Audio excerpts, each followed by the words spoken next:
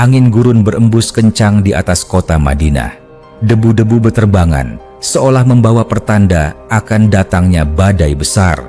Di balik tembok kota, para penduduk menatap langit yang mendung dengan hati was-was. Hari itu, ketegangan menggantung di udara, seperti pedang yang siap ditebaskan kapan saja. Adalah tahun kelima setelah Rasulullah Muhammad hijrah ke Madinah. Kota itu, yang dulunya merupakan tempat perlindungan, kini menjadi sasaran kebencian dari berbagai kabilah Arab dan kaum Quraisy Mekkah. Perang demi perang telah dilalui, namun yang akan datang kali ini berbeda. Ini bukan hanya sebuah perang, ini adalah persekutuan besar yang belum pernah terjadi sebelumnya, Perang Parit atau dikenal juga dengan sebutan Perang Khandak. Segalanya bermula ketika sekelompok orang dari Bani Nadir, kaum Yahudi yang telah diusir dari Madinah karena pengkhianatan mereka, mencari jalan untuk membalas dendam. Mereka pergi ke Mekah menemui para pemuka Quraisy. Dengan wajah penuh hasutan, mereka berkata, "Wahai pemuka Quraisy, sesungguhnya Muhammad telah menghancurkan perjanjian dan mengusir kami dari tanah kami. Apakah kalian akan terus diam saja melihatnya memperkuat posisinya di Madinah?" Abu Sufyan bin Harb, salah satu tokoh utama Quraisy, menatap mereka tajam. "Dan apa yang kalian tawarkan kepada kami? Kami telah berperang melawan dia sebelumnya, namun belum berhasil menjatuhkannya. Gabungkan kekuatan kalian dengan kami, balas mereka, dan kami akan menghasut kabilah-kabilah Arab lainnya. Kita bangkitkan perang terbesar, serangan dari seluruh penjuru. Biarkan Madinah dikepung dari semua sisi. Muhammad tidak akan mampu bertahan." Konspirasi pun terbentuk. Quraisy, Bani Ghatafan, dan berbagai kabilah lainnya, jumlah mereka mencapai lebih dari 10.000 pasukan, berkumpul untuk satu tujuan: menghapus Islam dari muka bumi. Di Madinah, Rasulullah menerima kabar dari mata-mata kaum muslimin. Wajah beliau berubah tegang saat mendengar jumlah musuh yang begitu besar. Para sahabat pun dikumpulkan di Masjid Nabawi. "Wahai kaum muslimin," ujar beliau dengan suara tenang tapi dalam, "sebuah ujian besar sedang mendatangi kita. Musuh akan mengepung kita dari segala arah. Apakah ada usulan bagaimana kita bisa bertahan?"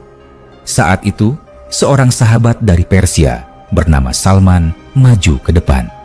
"Wahai Rasulullah, di negeri kami, bila kami dikepung oleh musuh dalam jumlah besar, kami menggali parit besar di sekeliling kota agar mereka tidak bisa masuk." Rasulullah memandang Salman dan mengangguk.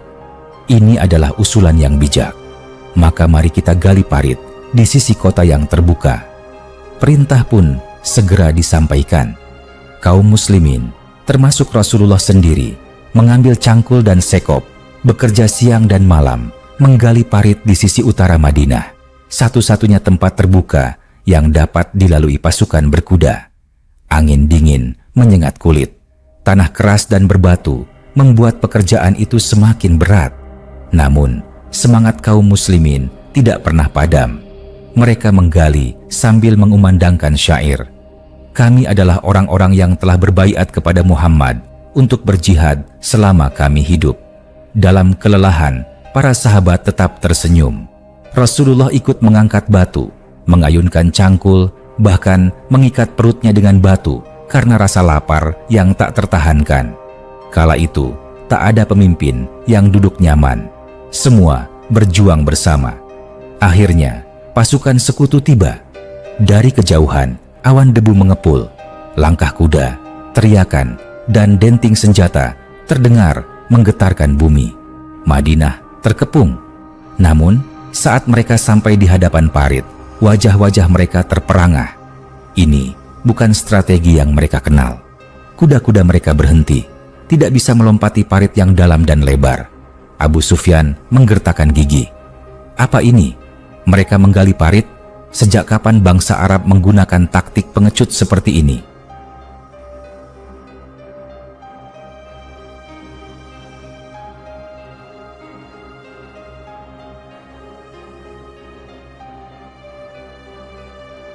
Salah satu panglimanya mencoba memancing semangat pasukan. Kita akan temukan celah. Mereka tidak akan bertahan lama di balik lubang ini. Tetapi hari demi hari berlalu. Kaum muslimin bertahan di balik parit. Pasukan sekutu mulai kehabisan makanan. Angin dingin bertiup kencang. Moral pasukan mulai runtuh. Di tengah pengepungan terjadi peristiwa yang mengguncang Madinah dari dalam. Salah satu suku Yahudi yang masih tinggal di Madinah, Bani Quraidah, diduga telah berkhianat. Mereka sebelumnya bersekutu dengan Rasulullah, namun tergoda oleh bujukan musuh. Rasulullah mengirim utusan untuk memastikan. Ketika utusan kembali, wajahnya pucat. Mereka mengkhianati perjanjian, wahai Rasulullah. Panik menyebar. Madinah sekarang bukan hanya dikepung dari luar, tapi juga diancam dari dalam. Rasulullah mengangkat kedua tangan ke langit. Ya Allah, lindungilah kami dari segala tipu daya mereka. Malam pun tiba. Hujan mulai turun. Angin kencang berputar seperti badai. Tenda-tenda pasukan sekutu roboh satu persatu. Api unggun padam. Unta-unta mengamuk. Pasukan menjadi kacau. Dalam kekacauan itu, Allah menurunkan pertolongannya. Hati para pemimpin pasukan sekutu menjadi ragu. Mereka saling curiga. Hingga akhirnya Abu Sufyan memutuskan untuk mundur. Kita tidak bisa terus seperti ini. Ini bukan perang. Ini penyiksaan. Kita pulang. Dan satu persatu pasukan besar itu mundur dalam kegelapan malam, meninggalkan Madinah yang utuh tanpa tersentuh. Keesokan paginya, kaum muslimin berdiri di tepi parit, memandangi padang kosong. Tidak ada lagi musuh, tidak ada lagi tenda, tidak ada lagi suara derap kuda. Rasulullah mengangkat tangan ke langit dan bersyukur.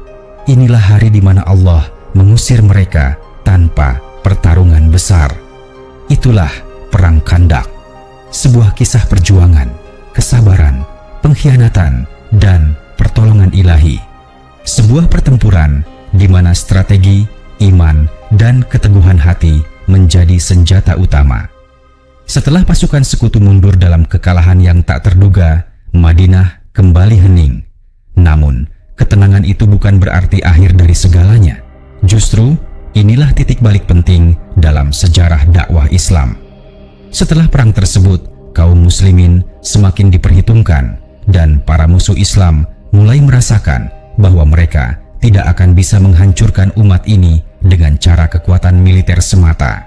Namun, satu perkara belum selesai. Pengkhianatan Bani Quraidah. Mereka telah memanfaatkan kesempatan saat Madinah dikepung untuk bernegosiasi diam-diam dengan musuh, berniat membuka pintu kota dan menusuk umat Islam dari dalam. Meskipun niat itu gagal karena pertolongan Allah, namun pengkhianatan itu tak bisa dibiarkan begitu saja. Rasulullah memanggil pasukannya. Dengan suara tegas, beliau berkata, "Siapapun yang mendengar seruan, jangan sholat asyhar kecuali di pemukiman Bani Quraidah." Pasukan muslim pun bergerak cepat, menggulung perkemahan dan menuju benteng tempat Bani Quraidah berlindung. Suara derap langkah pasukan membelah kesunyian gurun. Wajah-wajah tegas para sahabat menunjukkan bahwa kali ini mereka tidak akan membiarkan pengkhianatan berlalu begitu saja. Benteng itu kokoh, namun Bani Quraidah kini dalam ketakutan. Mereka tidak menduga kaum muslimin bisa bangkit secepat ini setelah pengepungan besar. Hari demi hari, pengepungan berlangsung. Akhirnya, Bani Quraidah menyerah, meminta agar nasib mereka diadili. Rasulullah menerima permintaan mereka, namun dengan satu syarat, yang akan memutuskan hukuman bukan beliau sendiri, tetapi Sa'ad bin Mu'adz, pemimpin suku Aus yang sebelumnya sekutu Bani Quraidah. Sa'ad bin Mu'adz didatangkan dalam keadaan terluka parah. Luka yang dideritanya saat perang Khandaq belum sembuh.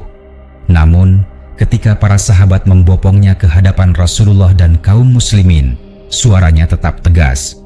"Wahai kaum Quraidah, kalian telah melanggar perjanjian. Kalian mengkhianati saat saudara-saudara kami bertarung demi kelangsungan hidup kita semua. Maka, demi Allah, hukumanku adalah pria-pria kalian dihukum, wanita dan anak-anak ditawan, harta benda dibagi sebagai rampasan. Keputusan itu sesuai dengan hukum Yahudi sendiri, dan Bani Quraidah tidak bisa membantahnya. Wajah-wajah pucat menghiasi benteng mereka. Pengkhianatan mereka telah menciptakan luka yang dalam, dan keadilan kini menuntut balasan. Kemenangan ini, meskipun berat dan menyakitkan, membawa dampak besar. Seluruh jazirah Arab mulai menyadari bahwa kaum muslimin bukan sekadar sekelompok kecil orang yang tertindas. Mereka kini adalah kekuatan yang tidak bisa dianggap remeh. Sejak saat itu, tidak ada lagi perang besar yang menyerang Madinah dari luar. Kaum muslimin tumbuh dalam kekuatan, bukan karena banyaknya jumlah atau senjata, tapi karena keyakinan, strategi, dan pertolongan Allah. Malam hari, setelah semuanya selesai, Rasulullah duduk bersama sahabat-sahabat terdekat di dekat sisa-sisa parit. Abu Bakar menatap langit dan berkata, pelan, "Wahai Rasulullah, jika saja kita kalah hari itu."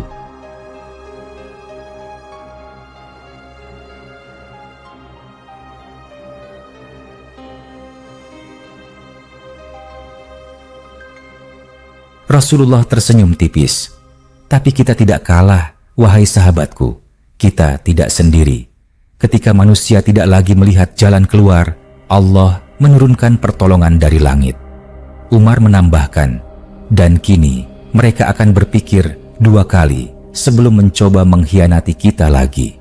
Mereka terdiam sejenak.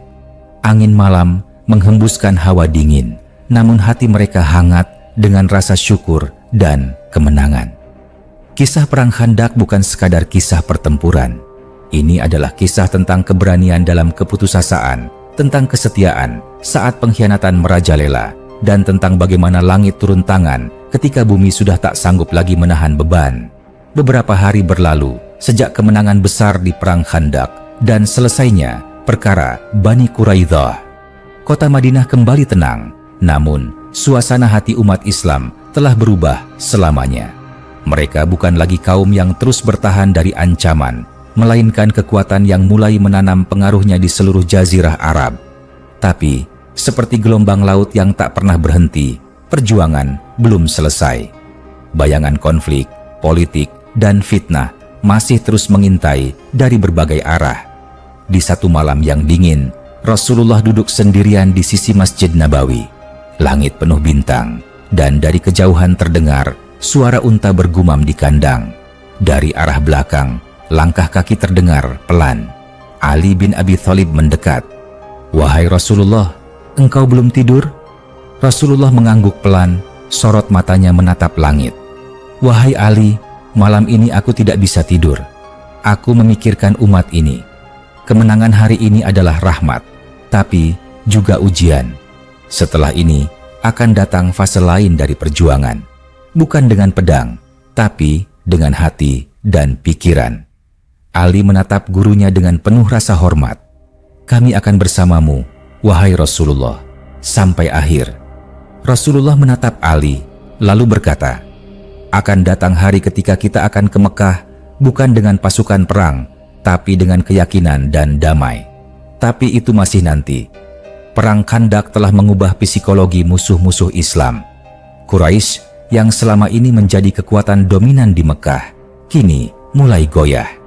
Para pemimpinnya duduk di tempat pertemuan mereka, wajah-wajah mereka dipenuhi kecemasan. Abu Sufyan memukul meja batu di hadapannya. Kita tidak bisa lagi menyerang Madinah. Parit itu, strategi mereka. Itu memalukan. Salah satu pemimpin Quraisy mengangguk. Kita membawa 10.000 pasukan dan kita pulang dengan tangan kosong. Itu bukan kekalahan militer saja. Itu kekalahan kehormatan. Kita perlu cara baru untuk menghentikan Muhammad. Perang tidak berhasil. Dari sinilah benih-benih perang pemikiran, propaganda, dan pembentukan koalisi rahasia mulai disusun oleh para penentang Islam sebagai alternatif dari kekalahan terbuka di medan perang. Di Madinah, Rasulullah mengumpulkan para sahabat utamanya. Di sebuah pertemuan malam yang sunyi, beliau berkata, "Wahai kaum muslimin, hari ini kita tidak lagi diserang, tapi musuh akan datang dengan wajah baru. Maka kuatkan diri kalian bukan hanya dengan senjata, tapi dengan ilmu, kesabaran, dan akhlak. Umar bin Khattab berdiri. Apakah kita harus mulai menyerang mereka, wahai Rasulullah? Rasulullah tersenyum. Bukan menyerang, tapi memperluas rahmat. Kita akan mulai berdakwah keluar Madinah dengan kata-kata, dengan surat, dan dengan keteladanan. Para sahabat saling menatap. Mereka tahu fase baru telah dimulai. Fase ini lebih halus, tapi jauh lebih berbahaya. Pasca Khandak, kota-kota di sekitar Madinah mulai melunak. Banyak kabilah yang sebelumnya ragu, kini mulai mempertimbangkan untuk bersekutu dengan Rasulullah. Mereka menyadari bahwa Madinah bukan sekadar kota kecil, tapi pusat kebangkitan besar yang tidak bisa dihentikan. Kabilah-kabilah mulai mengirim utusan, beberapa membawa hadiah, sebagian meminta perjanjian damai.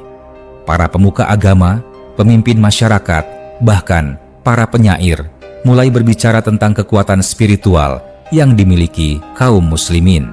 Dan di tengah semua itu, Rasulullah tidak menjadi arogan. Beliau tetap hidup sederhana, tidur di atas tikar kasar, memerah susu sendiri, dan mendatangi rumah-rumah sahabat untuk menanyakan kabar. Perang Khandak bukan hanya peristiwa militer. Ia adalah titik perubahan besar dalam sejarah Islam. Dari situlah lahir tatanan baru, kekuatan baru, dan arah baru. Musuh-musuh Islam mulai kehilangan kepercayaan diri. Para sahabat semakin yakin bahwa kebenaran yang mereka perjuangkan tidak akan runtuh. Dan Rasulullah, beliau menatap masa depan dengan tekad yang tidak pernah padam. Dengan parit, mereka bertahan. Dengan iman, mereka menang. Dan dengan keteguhan, mereka menoreh sejarah yang tidak akan pernah terlupakan oleh generasi manapun. Setelah kekalahan telak pasukan sekutu dalam Perang Khandak, kota Mekah diliputi kegelisahan. Pemimpin-pemimpin Quraisy duduk dalam ruang pertemuan di Darun Nadwah. Ruangan mereka yang dulu penuh cemoohan terhadap Islam, kini menjadi tempat keluhan dan perdebatan panjang.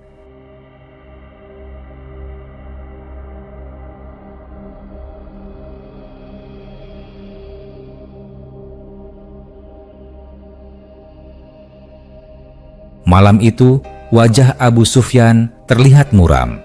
Di sekelilingnya duduk Amr bin Al-As, Ikrimah bin Abu Jahal, dan beberapa pemuka lainnya. Kita telah mencurahkan seluruh kekuatan kita, 10.000 pasukan, bantuan dari Ghathafan, Yahudi, bahkan kaum yang tidak pernah bersatu sebelumnya, ujar Abu Sufyan, nadanya getir. Dan semua itu dikandaskan oleh satu parit dan satu keyakinan. Amr menggeleng pelan.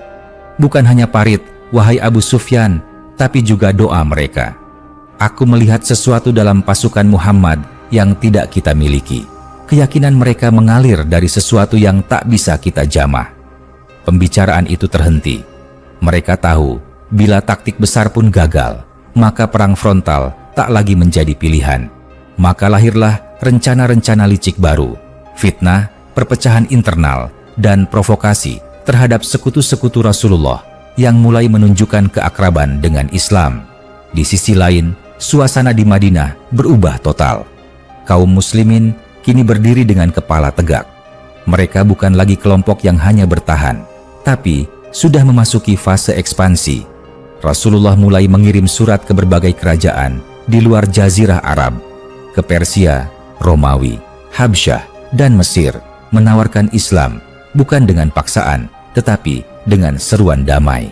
Setiap malam, Rasulullah duduk bersama para sahabat di masjid. Malam itu, Utsman bin Affan, Umar bin Khattab, dan Ali bin Abi Thalib berada di samping beliau. Wahai Rasulullah, tanya Utsman, apa langkah kita selanjutnya? Mekah masih menolak. Mereka tidak akan tinggal diam. Rasulullah menatap ke arah kiblat. Suaranya tenang namun penuh makna.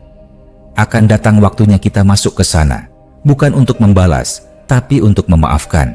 Kita akan datang bukan dengan panah, tapi dengan damai. Ali mengerutkan dahi. Dengan damai? Apakah mereka akan membiarkan kita masuk begitu saja? Tidak. sahut Rasulullah. Tetapi jika Allah berkehendak, tanah yang paling keras akan tunduk dan hati yang paling membatu akan luluh. Percayalah. Dan benar, tidak lama setelah itu, Rasulullah bermimpi bahwa beliau bersama para sahabat masuk ke dalam Masjidil Haram, bercukur, bertawaf dengan aman dan damai. Mimpi itu bukan sekadar bunga tidur, itu adalah wahyu. Rasulullah segera menyampaikan niat untuk pergi ke Mekah, bukan untuk berperang, tapi untuk berumrah. Kabar itu mengguncang Mekah. Muhammad akan datang ke sini dengan pasukan. Bukan pasukan, tapi jamaah umrah, ujar salah satu mata-mata Quraisy dengan gugup. Panik dan amarah bercampur di kalangan Quraisy. Mereka tidak ingin Muhammad menginjakkan kaki di tanah haram. Maka mereka pun berkumpul, menyusun strategi. Bila mereka tidak bisa menyerang Madinah, mereka akan menghalangi setiap langkah menuju Mekah. Namun, mereka tidak tahu, Allah telah memulai fase baru dalam perjuangan Rasulullah. Fase ini lebih dalam dari perang. Ini adalah fase takluknya hati. Kemenangan dari dalam setelah Khandaq, banyak yang masuk Islam diam-diam. Beberapa sahabat yang sebelumnya belum memeluk Islam, seperti Khalid bin Walid dan Amr bin Al-As, mulai merasakan kekosongan dalam kebesaran Quraisy. Dalam hati mereka, tanya-tanya yang tak bisa dibungkam mulai tumbuh. Khalid duduk sendiri di pinggir bukit, memandangi Madinah dari kejauhan. Apakah aku melawan kebenaran selama ini? Tidak mungkin sebuah pasukan bisa menang berulang kali hanya karena taktik. Dan ketika hati mereka mulai lunak, kemenangan pun semakin dekat. Sebab kekuatan terbesar Islam bukan pada senjatanya, tapi pada cahayanya yang menembus lubuk jiwa manusia. Perang Khandaq telah mengakhiri babak pertahanan. Kini Islam memasuki fase pengaruh, ekspansi, dan diplomasi. Dari parit yang digali dengan tangan kosong dan penuh lapar, lahirlah kekuatan yang akan menaklukkan bukan hanya kota, tapi peradaban. Dan dari malam-malam yang diisi doa dan kesabaran, lahir kemenangan yang akan dikenang selamanya. Perang Khandaq bukan akhir cerita, ia adalah awal dari perubahan dunia. Setelah Perang Khandaq, suasana di Madinah makin kondusif. Namun, satu kerinduan yang tak bisa lagi dipendam tumbuh di dada kaum muslimin. Keinginan untuk kembali ke tanah suci, untuk tawaf di Ka'bah, untuk menunaikan umrah setelah bertahun-tahun diusir dan dihina. Maka, pada tahun ke-6 Hijriah, Rasulullah mengumumkan niat besarnya di hadapan para sahabat. "Wahai kaum muslimin," seru beliau di tengah masjid, "Allah telah memperlihatkan kepadaku dalam mimpi bahwa kita akan masuk ke Masjidil Haram, bercukur dan bertawaf dalam keadaan aman. Maka, bersiaplah kalian, kita akan menuju Mekah untuk menunaikan umrah."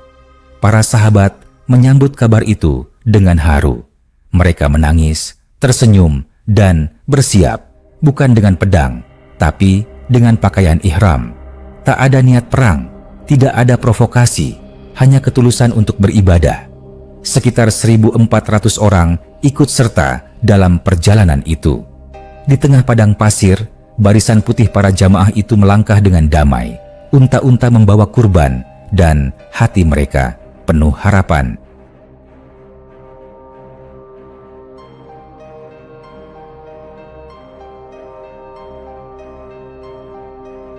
Tapi Quraisy tak melihat ini sebagai ibadah. Mereka melihatnya sebagai provokasi. Ketika rombongan sampai di daerah Hudaybiyah, sekitar 22 km dari Mekah, Rasulullah memerintahkan mereka berhenti. Kabar bahwa Muhammad dan para pengikutnya hampir memasuki Mekah membuat pemimpin Quraisy berang. Mereka mengirim utusan satu demi satu untuk mencegah agar rombongan Muslim tidak masuk. Utusan pertama, Budail dari suku Khuza'ah, menemui Rasulullah. "Wahai Muhammad, Quraisy bersumpah tidak akan membiarkanmu masuk tahun ini. Mereka siap berperang jika kau terus melangkah." Rasulullah menjawab dengan tenang, "Kami tidak datang untuk perang, kami datang hanya untuk umrah. Kami ingin masuk Mekah, tawaf, lalu kembali ke Madinah." Budail membawa jawaban itu kembali. Namun Quraisy tetap bersikukuh. Mereka menganggap itu ancaman. Maka dikirimlah utusan lain, termasuk Urwah bin Mas'ud.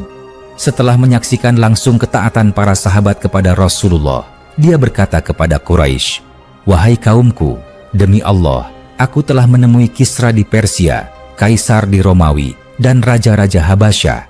Namun aku belum pernah melihat seorang raja dicintai oleh pengikutnya, seperti Muhammad dicintai oleh sahabat-sahabatnya. Mereka tidak akan meninggalkannya." Situasi makin tegang ketika tersebar kabar bahwa Utsman bin Affan yang dikirim ke Mekah sebagai utusan damai telah dibunuh. Berita ini belum jelas, tapi cukup mengguncang pasukan Muslim. Di bawah pohon akasia, Rasulullah mengumpulkan seluruh pasukannya dan meminta baiat. "Wahai kaum muslimin, jika Utsman benar telah dibunuh, maka demi Allah, kita tidak akan kembali sebelum menuntut balas." Seluruh sahabat meletakkan tangan mereka di tangan Rasulullah dalam sebuah sumpah yang dikenal sebagai Baiat Ridwan, sebuah janji setia dalam keadaan hidup ataupun mati. Angin padang pasir terasa seperti api malam itu. Mekah nyaris menjadi medan perang. Namun, tak lama kemudian, kabar datang bahwa Utsman masih hidup. Akhirnya, Quraisy mengutus Suhail bin Amr, seorang negosiator keras, untuk membuat perjanjian damai. Suhail menatap Rasulullah dan berkata, "Kalau kau benar ingin damai, maka tuliskanlah kesepakatan." Ali bin Abi Thalib menulis perjanjian itu, sementara Rasulullah mendiktekan, "Bismillahirrahmanirrahim." Namun Suhail memotong, "Tahan, kami tidak mengakui Rabbmu. Tulislah dengan namamu ya Allah saja." Ali menatap Rasulullah, berharap bisa menolak, namun Rasulullah berkata lembut, "Tulislah sebagaimana yang dia minta." Kemudian Rasulullah melanjutkan, "Ini adalah perjanjian antara Muhammad, Rasulullah." Suhail kembali protes, "Jika kami mengakui engkau sebagai Rasulullah, kami tidak akan memerangimu. Tulislah namamu dan nama ayahmu saja, Muhammad bin Abdullah." Ali menolak menghapusnya. Tangannya gemetar. "Demi Allah, aku takkan menghapus gelarmu dari tulisan itu." Rasulullah mengambil kertas itu dan dengan tangannya sendiri menghapus kata Rasulullah, lalu menulis Muhammad bin Abdullah. Banyak sahabat yang tersedak marah dan kecewa. Mereka merasa telah tunduk dan kalah. Termasuk Umar bin Khattab yang menghampiri Rasulullah dengan wajah merah padam. "Wahai Rasulullah, bukankah kita di pihak yang benar? Mengapa kita menerima penghinaan ini?" Rasulullah menatap Umar dengan lembut dan menjawab, "Aku adalah utusan Allah dan aku tidak akan melanggar perintahnya. Ini bukan kekalahan, ini adalah awal kemenangan." Perjanjian Hudaibiyah tampak berat di permukaan. Umat Islam dilarang masuk Mekah tahun itu. Perjanjian tampak memihak Quraisy dan mereka harus kembali ke Madinah dalam kekecewaan. Tapi Rasulullah melihat jauh ke depan. Dengan adanya perjanjian damai selama 10 tahun, dakwah Islam bisa menyebar tanpa gangguan perang. Dan benar, tak lama setelah itu, banyak orang Mekah yang mulai masuk Islam secara diam-diam. Mereka kini punya waktu untuk mendengar, merenung, dan melihat kebenaran. Dalam 2 tahun saja, jumlah kaum muslimin bertambah lebih banyak daripada seluruh jumlah muslim sebelum itu. Dan pada tahun ke-8 Hijriah, ketika Quraisy melanggar perjanjian dan pasukan Islam benar-benar bergerak ke Mekah, kota itu tak lagi memiliki kekuatan untuk melawan. Mekah pun ditaklukkan tanpa pertumpahan darah. Dari Khandaq hingga Hudaibiyah, dari cangkul penggali parit hingga pena penulisan perjanjian, umat Islam ditempa dalam ujian kesabaran dan keteguhan. Setiap langkah bukan hanya perjuangan fisik, tapi perang jiwa, menahan amarah, membendung ego, dan meredam balas dendam. Perang Khandaq mengajarkan bagaimana bertahan. Hudaibiyah mengajarkan bagaimana menang tanpa menghunus pedang.